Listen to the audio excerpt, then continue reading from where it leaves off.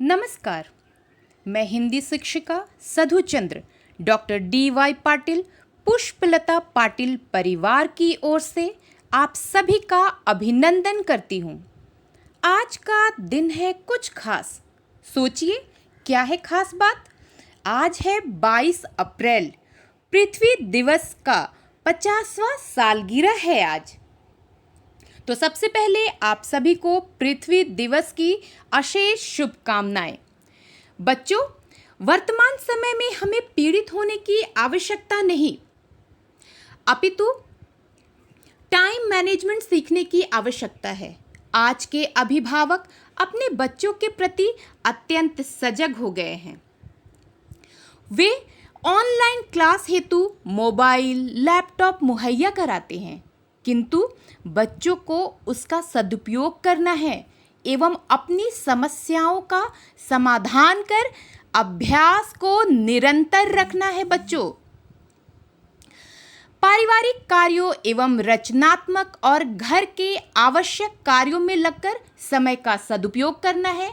इनमें साफ सफाई, बागवानी, जरूरी कागजों की फाइलिंग, कपड़ों और बिस्तरों सहित पुराने फोटो और एल्बम को व्यवस्थित करना जैसे कई काम हो सकते हैं, जिनके लिए एक अरसे से किसी को समय ही नहीं मिल रहा था।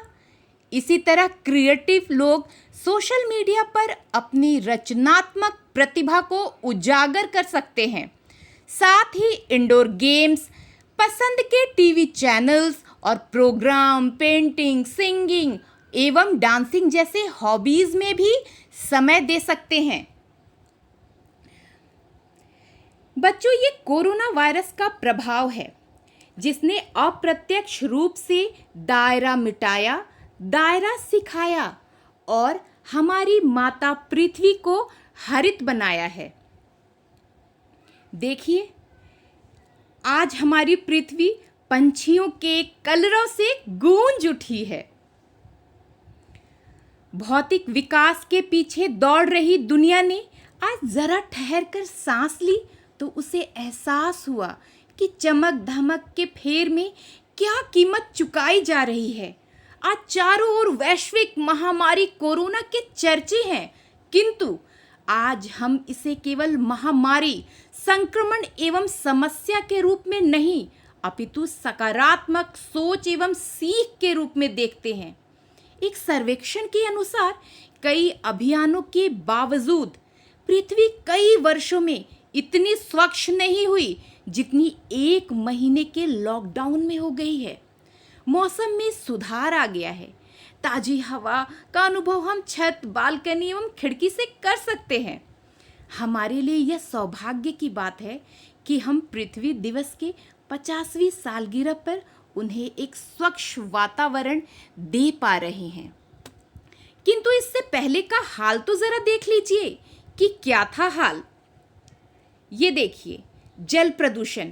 जल में कितने ऐसे तत्व बहुत सारे मिलाए जा रहे हैं जिससे जल प्रदूषित हो, जैसे कूड़ा, करकट, सड़े गले पदार्थ। आप देख सकते हैं। ये देखिए, यह बच्चा फिशिंग करना चाहता है लेकिन मछली तो मरी हुई है। ओह! ध्वनि प्रदूषण। ध्वनि प्रदूषण जब हम नहीं झेल पा रहे हैं तो यह माता पृथ्वी कैसे झेले इतनी ध्वनि प्रदूषण को, जिसने हमें स्वच्छ ध्वनि प्रदान किया। कितना शोर है। वायु प्रदूषण की भी वही स्थिति है। आप देखिए, हम क्या दे रहे हैं इस प्रकृति को। हम विकास कर रहे हैं या घुटन की सांस ले रहे हैं। एक परिवार शाम को भ्रमण के लिए निकला है। आप देख सकते हैं कि उसने मास्क लगाया है। यह मास्क किसी बीमारी का द्योतक नहीं, यह मास्क प्रदूषण का द्योतक है। जिसने मास्क नहीं लगाया उसे अपने हाथों का प्रयोग करना पड़ रहा है, क्योंकि सांस लेना इतना कठिन हो चुका है आज। प्रदूषण से होने वाली बीमारियां भी आप देख सकते हैं।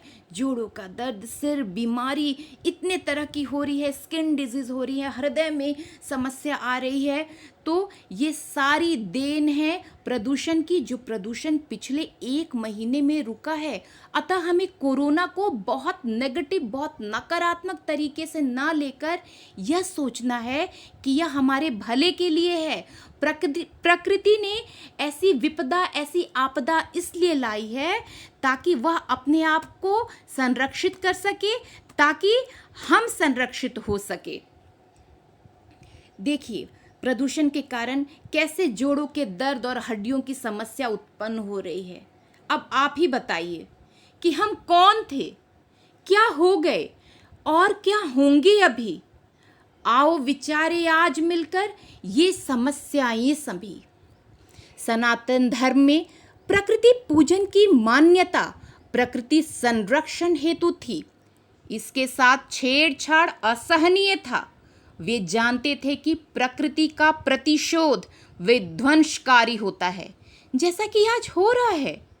भारत में पेड़ पौधे, नदी, पर्वत, ग्रह, नक्षत्र, अग्नि, वायु सहित प्रकृति के विभिन्न रूपों के साथ मानवीय रिश्ते जोड़े गए। पेड़ की तुलना संतान से की गई तो नदी को माँ का स्वरूप माना गया। ग्रह, नक्षत्र, पहाड़ और वायु देव रूप माने गए हैं। ऋग्वेद से लेकर पद्म पुराण और मनुस्मृति सहित अन्य वाङ्मयों में इसके संदर्भ मिलते हैं। छांदोग्य उपनिषद में उद्वालक ऋषि अपने पुत्र श्वेत केतु से आत्मा का वर्णन करते हुए कहते हैं कि वृक्ष जीवात्मा से ओतप्रोत है। मनुष्य की भांति वे भी सुख दुख की अनुभूति करते हैं। हिंदू दर्शन में एक वृक्ष की मनुष्य के 10 पुत्रों से तुलना की गई है। दशकुप समावापिः, दशवापि समो हृदः, दश हृदय समः पुत्रो, दशपत्र समो द्रुमः। यानी जो वृक्ष है वह पुत्र से बढ़कर है। अतः हमें प्रकृति का संरक्षण करना है, वृक्ष का संरक्षण करना है और अपने आप पर नियंत्रण करना है।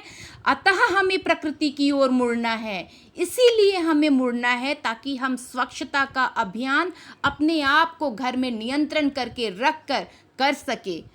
और बच्चों, यह दोनों हाथों से लुटाने वाली हमारी धरती माँ, जो अपनी थाती को दोनों हाथों से लुटाती है, वह संतुलन बनाना चाहती है ताकि हम पीड़ित ना हो और हम खुलकर सांस ले सके।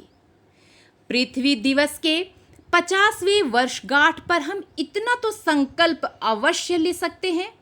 अंत में सतर्कता हेतु कहूँगी, बेवजह यूं बाजार न जाया करो, घर रहो, दूसरों को बताया करो। घूमता फिर रहा जिन कई वेश में, इंतज़ामों से उसे भगाया करो। ये जिंदगी की पहली रेस होगी जिसमें रुकने वाला जीतेगा। घर पर रहिए, सतर्क रहिए, प्रकृति से जुड़िए, परिवार से जुड़िए। धन्यवाद।